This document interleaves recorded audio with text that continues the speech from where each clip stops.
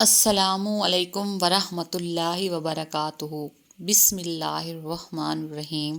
Please چھوٹی سی request ہے، video full watch کیا کرے، اسلامک ہوتی ہے، بہت محنت سے ہم بناتے ہیں، جزاک اللہ۔ ہر بار میں آپ سے یہی ریکویسٹ کرتی ہوں، اور جب اللہ تھام لیتا ہے تو کوئی گرا نہیں سکتا۔ بے شک تم نے جانا ہے تو چلو جاؤ، مگر یاد رہے لوٹنے والوں کے وہ رتبے نہیں رہتے۔ گنہگار پہ جب لطف آپ کا ہوگا، کیا بغیر کیا بے کیا کیا ہوگا۔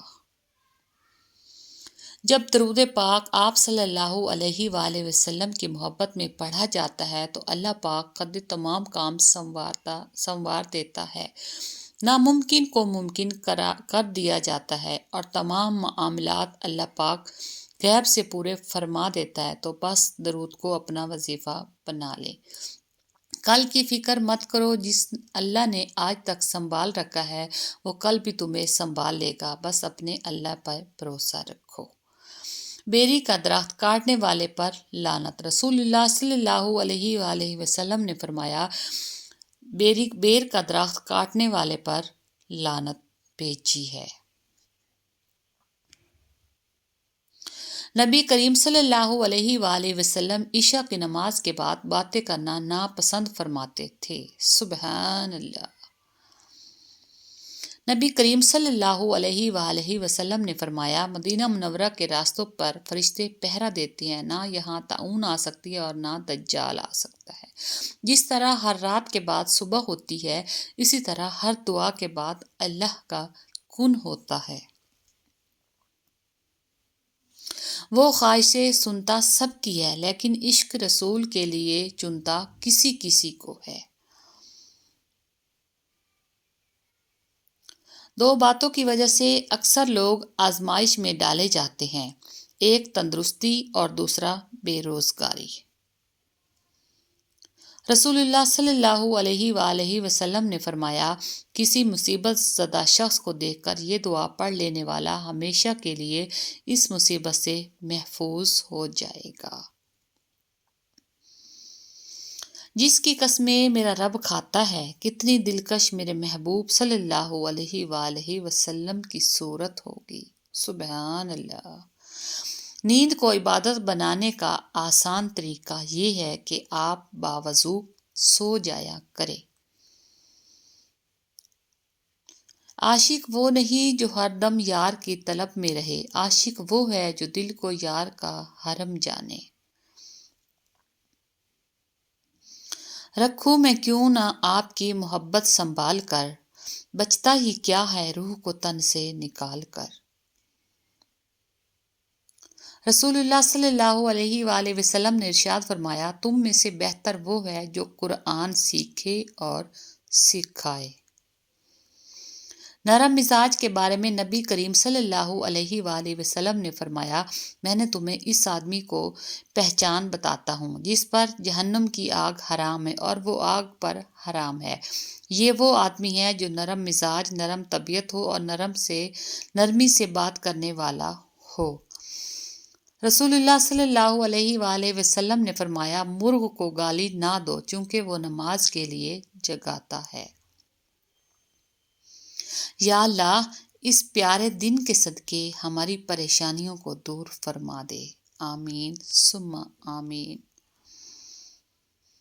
سایہ اگر نصیب ہو دیوار یار کا، کیا مرتبہ بلند ہو اپنے مزار کا۔ توبہ کی قبولیت کب تک؟ رسول اللہ صلی اللہ علیہ وآلہ وسلم نے فرمایا، جس شخص نے سورج کے مغرب کی طرف طلوع ہونے تک یعنی قیامت قائم ہونے سے پہلے توبہ کر لی تو اللہ اس کی توبہ قبول فرما لیتا ہے۔ لوگوں کا بس نہیں چلتا، ورنہ راہ چلتے لوگوں کو روک کر کہیں کہ ہم تم سے بہتر ہیں۔ جس طرح لوگ مردہ لوگوں کو کندھا دینا ثواب سمجھتے ہیں، اسی طرح لوگ زندہ لوگوں کو سہارا دینا افضل سمجھ لیا کرے تو زندگی آسان ہو جائے۔ وقت وقت اور سمجھ ایک ساتھ خوش قسمت لوگوں کو ملتے ہیں، کیونکہ اکثر وقت پر سمجھ نہیں ہوتی اور سمجھ آنے تک وقت نہیں رہتا۔ رائٹ۔ اگر زندگی اتنی اچھی ہوتی تو کوئی بھی دنیا میں روتے ہوئے نہ آتا۔ حضرت شیخ سعدی۔ تعلق فرصت کا نہیں، توجہ کا محتاج ہوتا ہے۔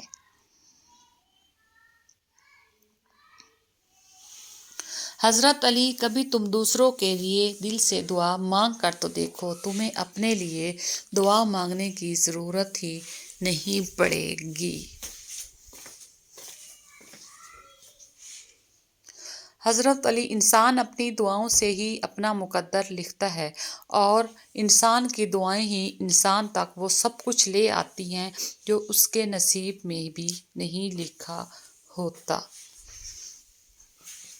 آنسو بہانے سے کوئی اپنا نہیں ہوتا، جو اپنے ہوتے ہیں وہ رونے کہاں دیتے ہیں۔ جس چھاؤں سے عزت نفس زخمی ہو، اس چھاؤں سے دھوپ بہتر ہے۔ غریب سے اکڑ کر ملنا اور امیر سے ملتے ہوئے مسکراہٹ سجا لینا، یہ حسن اخلاق نہیں، بدترین منافقت ہے۔ کوئی تو پھول کھلائے دعا کے لہجے میں، عجب طرح کی گھٹن ہے ہوا کے لہجے میں۔ بہت تکلیف دیتے ہیں وہ درد جو بنا قصور کے ملے ہوں۔ لباس قیمتی ہو یا سستا، کردار کو نہیں چھپا سکتا۔ اپنے کردار کو اچھا کرو، ہر لباس میں اچھے لگو گے۔ لکھنے والے نے کیا خوب لکھا ہے، زندگی جب مایوس ہوتی ہے تبھی محسوس ہوتی ہے۔ کسی کے لیے اتنا بھی مت گر جانا کہ جس کے لیے گرے ہو وہ اٹھانے سے انکار کر دے۔ حضور صلی اللہ علیہ وآلہ وسلم، میری تو ساری بہار آپ سے ہے۔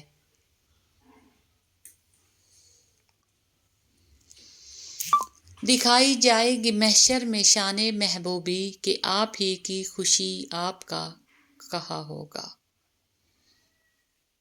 فاصلہ رکھے پیار تو الحمدللہ ہونا نہیں، خواہ مخواہ لڑائی ہو جائے گی۔